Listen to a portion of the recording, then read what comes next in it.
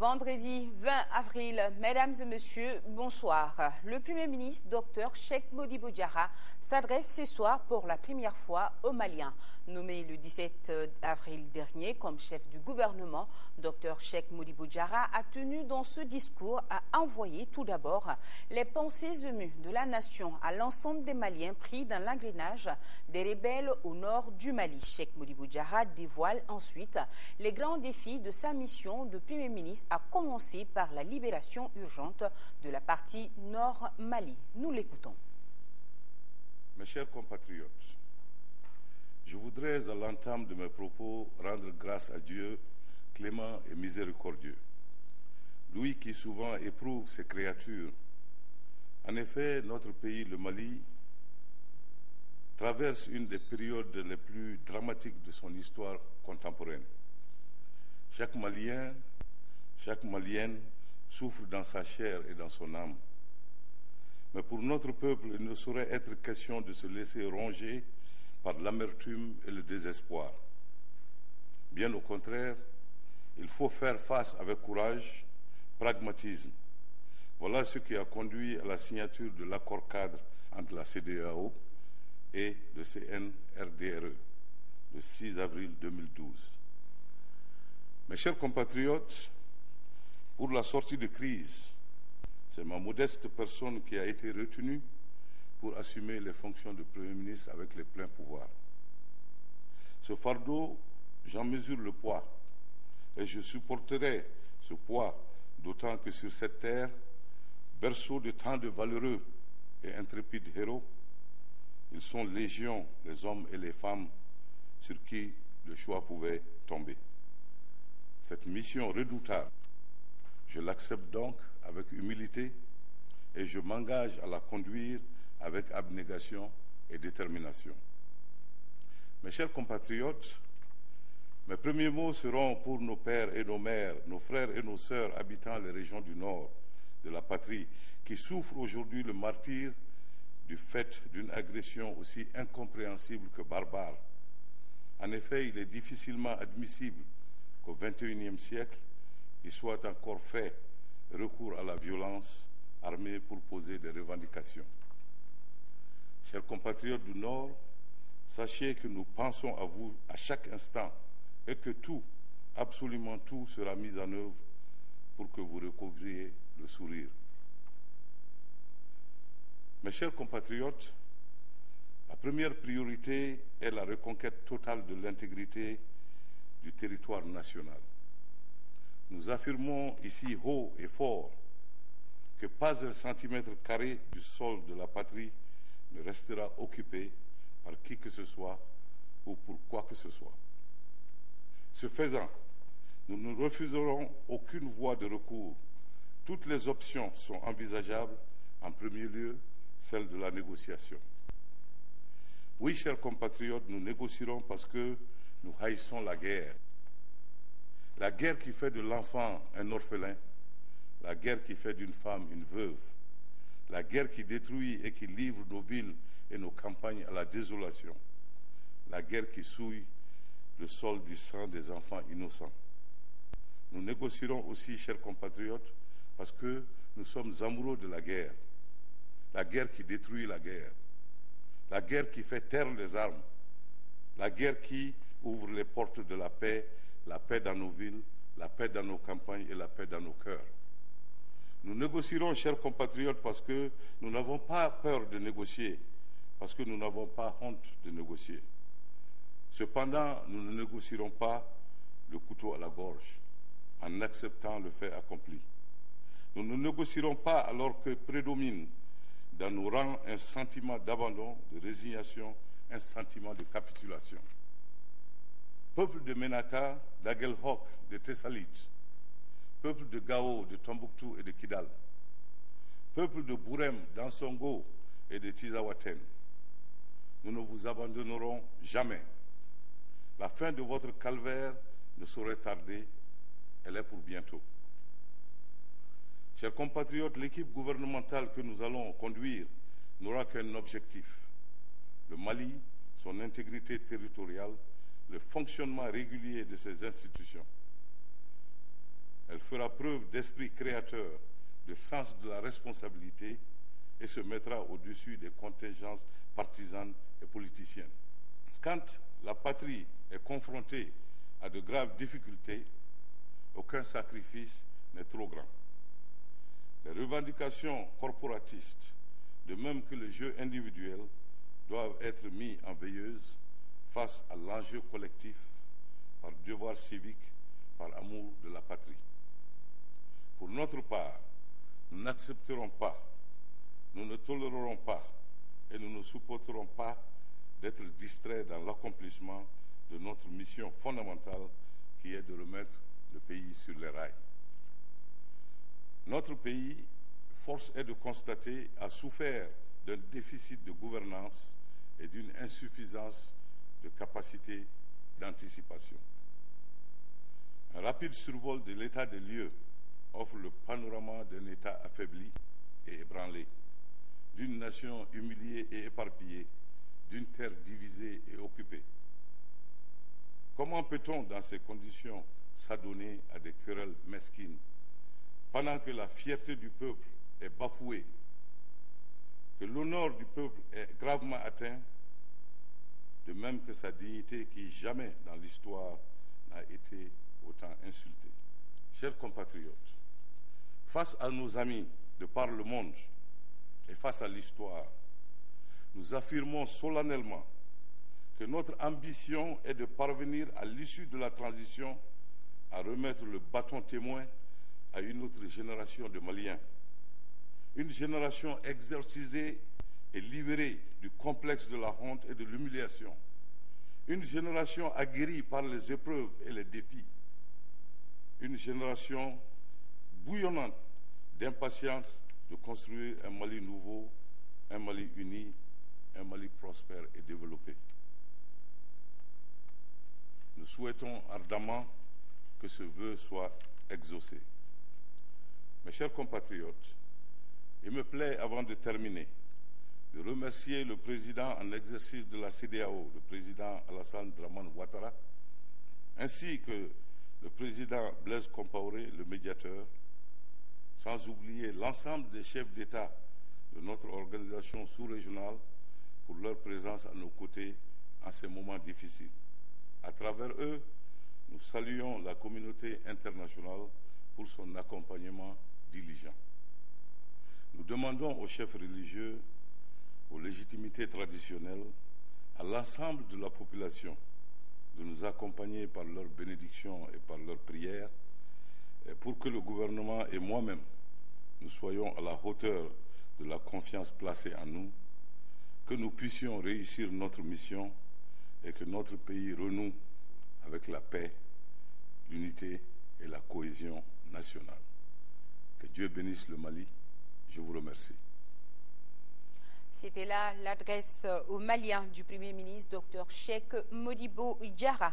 Pour venir à bout donc de cette crise, comme le Premier ministre vient de le dire, le gouvernement aura besoin de toutes les forces vives de la nation. C'est dans ce contexte que le porte-parole du pacte national, Zeidan Agsid Lamine, et le vice-président de l'URD, l'honorable Younousi Touré, ont rencontré le Premier ministre ce matin. Une audience au cours de laquelle les deux personnalités ont évoqué, entre autres, la situation du Nord Mali et leur soutien au gouvernement. Mahamadou Doumbia nous en parle. Le porte-parole du pacte national, accompagné d'une forte délégation, a été la première personnalité reçue par le Premier ministre, Cheikh Modibo Diarra. Au cours de cette audience, il a été question de la situation actuelle des régions nord du Mali. Le Premier ministre a bien voulu rencontrer des communautés des régions du Nord autour de la problématique de la restauration de la paix, de la cohésion nationale et de la sécurité au niveau des régions du Nord du Mali. Quelles sont, selon vous, les solutions à proposer? Les solutions à proposer, il y a deux options. L'option A, c'est le dialogue, qu'il faut rechercher à tout prix. L'option B, c'est d'utiliser les moyens militaires après constatation de l'offre du dialogue par la partie gouvernementale et par les mouvements en rébellion. Je compte beaucoup sur lui. Il a de la rigueur, il a de l'expérience, il a des relations et je sais que c'est un atout pour le Mali. La deuxième délégation reçue par le Premier ministre était conduite par le premier vice-président de l'URD, Younousi Touré, venu présenter les préoccupations Et puis les salutations et félicitations du parti à l'endroit du Premier ministre. Nous sommes là pour exprimer au nom de notre parti toutes nos félicitations au Premier ministre Diarra.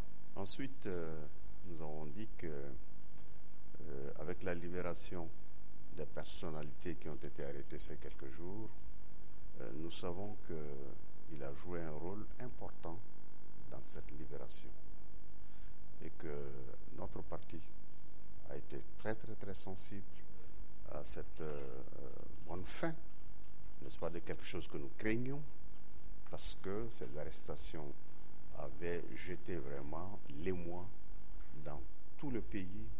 Le troisième point que nous avons souligné au Premier ministre, nous lui avons dit que la situation dans laquelle vit notre pays aujourd'hui est une situation extrêmement grave et que ça demande l'union sacrée de tous les Maliens pour y faire face.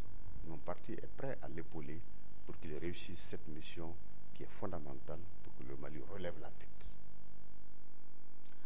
Les journalistes invités aujourd'hui par les membres de la Force pour la réconciliation, la démocratie et la paix Maliko afin de restituer le contenu des conclusions du sommet de Ouagadougou tenu les 14 et 15 avril. La conférence a aussi permis aux responsables du mouvement d'expliquer à la presse tous les contours du dit sommet. Amadou Ouattara, compte rendu. Édifier l'opinion nationale et internationale sur la teneur des échanges et la déclaration solennelle ayant sanctionné les sommets de Ouagadougou les 14 et 15 avril 2012, voilà l'objectif de cette conférence de presse. Cette conférence, de notre avis d'abord, c'était de faire la restitution de la rencontre de Ouagadougou, mais aussi de pouvoir donner notre avis sur un certain nombre d'évolutions de la situation. Contrairement à certains avis exprimés sur certaines radios dans certains journaux, nous avons pensé que c'est la rencontre de Ouagadougou qui a permis de mettre en place les premiers éléments qui va permettre de résoudre le problème, à savoir les institutions de la République. Dans leur exposé, les conférenciers se félicitent de la bonne tenue et de la richesse des débats qui ont prévalu au cours du sommet, malgré quelques divergences de points de vue. Tout n'a pas été réglé à Ouagadougou, loin s'en faut, mais une bonne partie des problèmes qui ont été réglés à Ouagadougou. J'en veux pour preuve la précision à donner par rapport à comment il fallait mettre en place ces premiers ministres. Aujourd'hui, je crois 2 jours après qu'on soit rentré de Ouagadougou, on a eu un premier ministre. Donc, c'est important. La communauté internationale a déjà des interlocuteurs avec le président par intérim et le premier ministre. La Force pour la réconciliation, la démocratie et la paix estime que toute aide de quelque nature que ce soit est la bienvenue pour sauver le nord du Mali. Dans l'état actuel de mon pays, on a le droit de refuser aucune aide. La CEDEAO ou d'autres pays amis, nous n'allons pas cracher sur une quelconque aide qui puisse nous permettre de trouver une solution à la crise qui sévit au nord de notre pays. Ce mouvement regroupe 11 partis politiques et une quarantaine d'associations. Et nous avons cette déclaration du Parti Solidarité africaine pour la démocratie et l'indépendance. Le parti SADI prend acte de la nomination de Cheikh Modibo Diarra au poste de Premier ministre de la transition. Le parti SADI, qui a toujours inscrit son action politique dans une perspective de changement démocratique profond au Mali, espère vivement que ce choix va répondre pleinement aux aspirations de notre peuple qui a massivement apporté son soutien à l'action historique menée par le CNRDRE le 22 mars 2012. Le parti SADI apportera sa contribution pour la réussite d'une transition démocratique.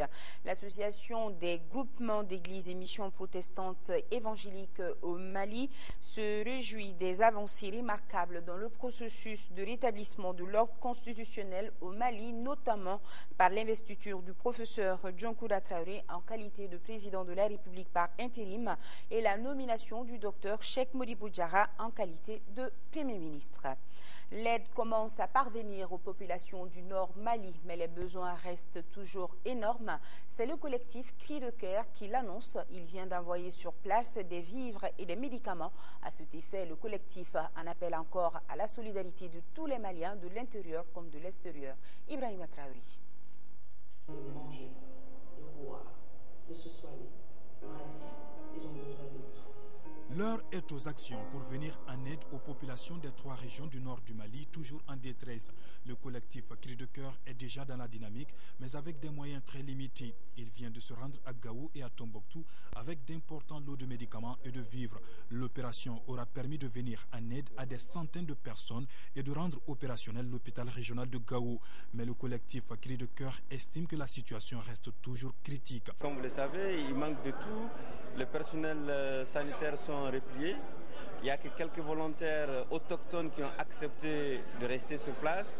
Mais grâce à Dieu, avec l'aide des médicaments et des matériels qu'on a amenés, ils sont depuis le week-end en train de faire des interventions pour sauver des vies humaines. Le collectif Cri de Cœur prépare pour très bientôt une deuxième caravane humanitaire. Pour mener à bien cette mission, il estime que l'apport de tous les Maliens est impératif. Pour l'instant, le collectif travaille sur d'autres stratégies de quête de fonds au profit des populations en souffrance. Le syndicat national des commerçants détaillants du Mali a pris avec joie la signature de l'accord cadre intervenu entre le CNRDRE et la CEDEAO pour la mise en route de l'ordre constitutionnel au Mali. Le syndicat national des commerçants détaillants du Mali tient à remercier vivement toutes les personnalités et organisations nationales, sous-régionales et internationales qui se sont impliquées pour aboutir à cet accord cadre qui aboutit à l'investiture du professeur Djankouda Traoré au poste du président de la République par intérim et la nomination du docteur Cheikh Modibo Diarra au poste de Premier ministre, comme pour éviter sûrement au bateau Mali de chavirer. Un nouveau front politique vient de voir le jour. Il s'agit du Front pour le Mali et la République, FMR, présidé par Siaka Diarra de l'UFD. L'annonce a été faite cet après-midi au cours d'un point de presse. Le front se veut pour une unité nationale en vue de trouver une solution rapide au problème du nord du Mali. La position du parti au sujet de la transition, la composition du futur gouvernement ont été entre autres sujets de la rencontre. Les détails, c'est avec Alpha Maïga.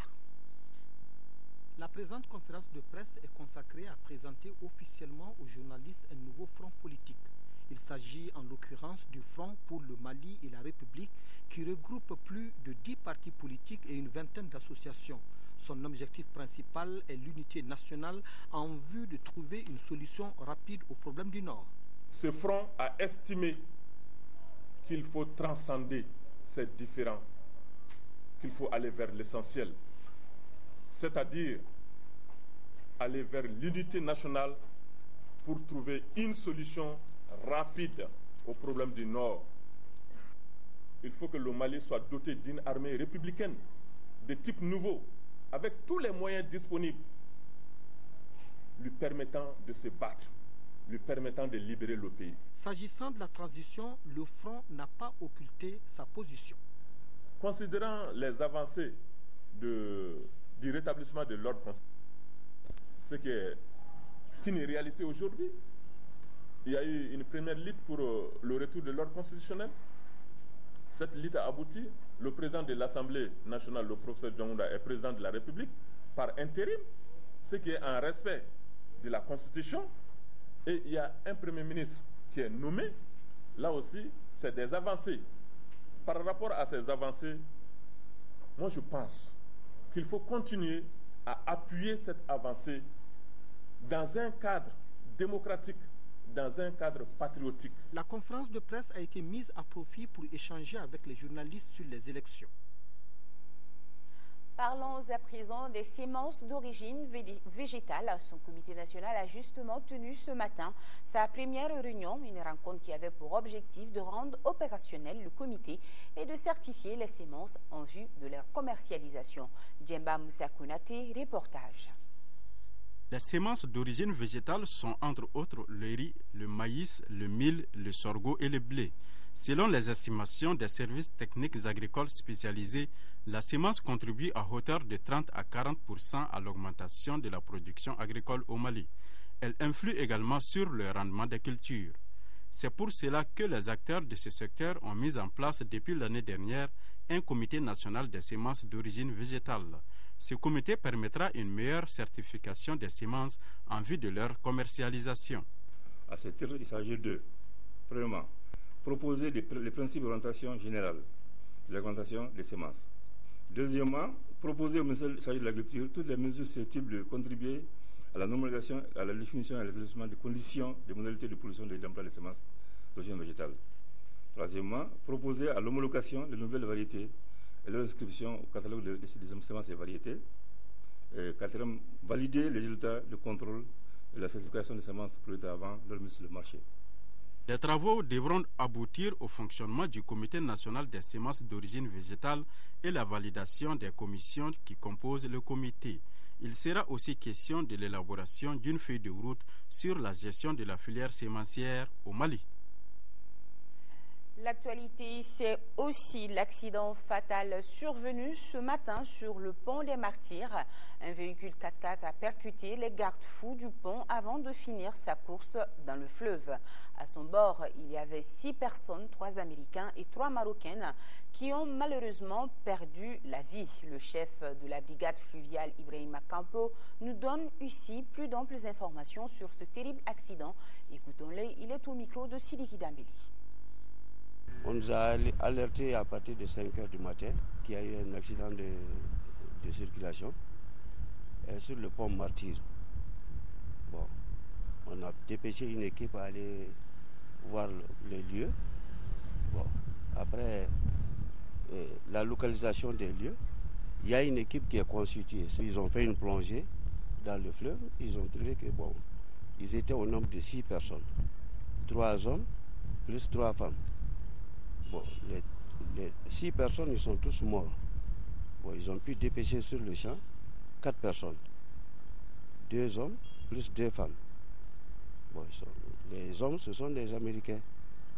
Les 3 autres femmes, ce sont des Marocaines. On ne sait pas dans quel état ces gens-là sont tombés. Donc vraiment, il faut être très prudent, surtout nuitamment, parce que la visibilité n'est pas bonne.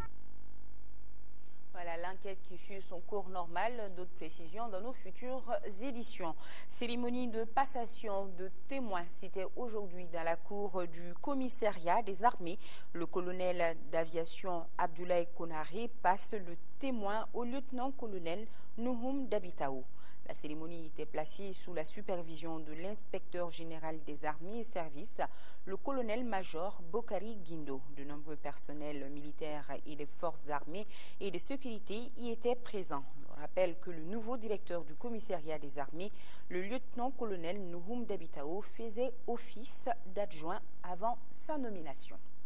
C'était aujourd'hui dans la cour du commissariat des armées, passation de témoins.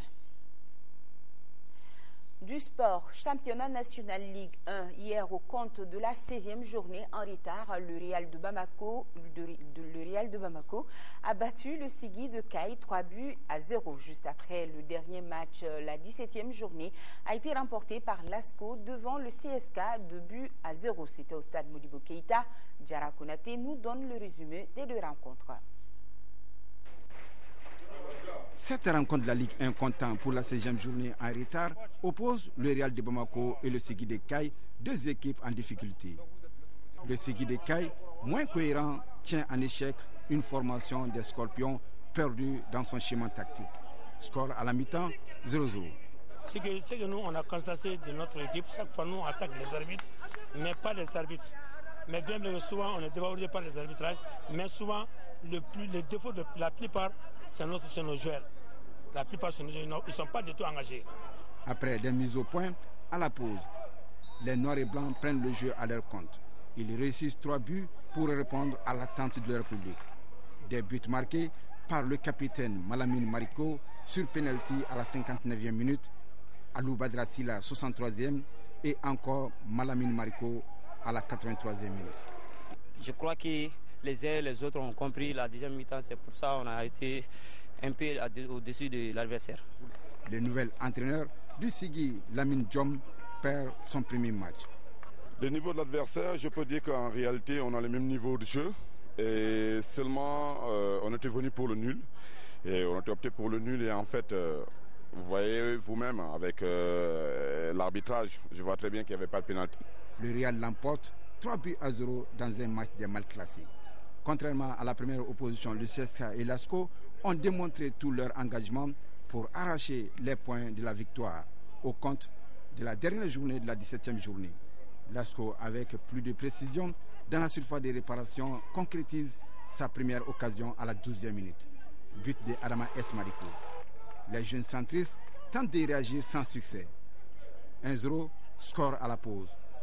À la reprise, Lasco double la mise suite à ce coup franc tiré par Ibrahim Moukoro. Le gardien des buts de Lasco se spécialise de plus en plus dans cet exercice. On peut dire ça à peu près parce que c'est le fruit d'un travail que j'ai commencé depuis à peu près 2 ans. Je travaille les coups francs, les coups de pied arrêtés et aujourd'hui ça a porté fruit. Lasco lutte pour se maintenir dans le trio de tête. Lasco était plus engagé, ils ont vu déterminé aussi. Ils méritent leur victoire parce que sur l'ensemble du match, c'était plus engagé que nous. Certes, on a joué un football engagé, ce n'est pas notre style, donc on a voulu suivre le style de Lasco. Malheureusement, on est tombé dans leur piège. Il y a des erreurs techniques qu'il faut corriger toujours. C'est ce qui a fait qu'on n'a pas marqué 3-4 buts, sinon l'équipe a été à notre portée. On était plus fort qu'eux. La 18e journée de la Ligue démarre ce samedi avec 2 rencontres au stade Modibo Keïta. Et avant de boucler cette édition, je vous rappelle la principale information, l'adresse du Premier ministre pour la première fois aux Maliens depuis sa nomination. Le Dr Cheikh Modibo Diarra a tenu dans ce discours à envoyer tout d'abord les pensées émues de la nation à l'ensemble des Maliens pris dans l'engrenage des rebelles au nord du Mali. Et ce journal est terminé. Toute la rédaction vous remercie de l'avoir suivi. Demain 13h à Ouitouré, 20h Ibrahim Adjambélé. Bon début de week-end. À très bientôt sur le RTM. Merci à vous qui nous suivez de partout à travers le monde. Bonsoir.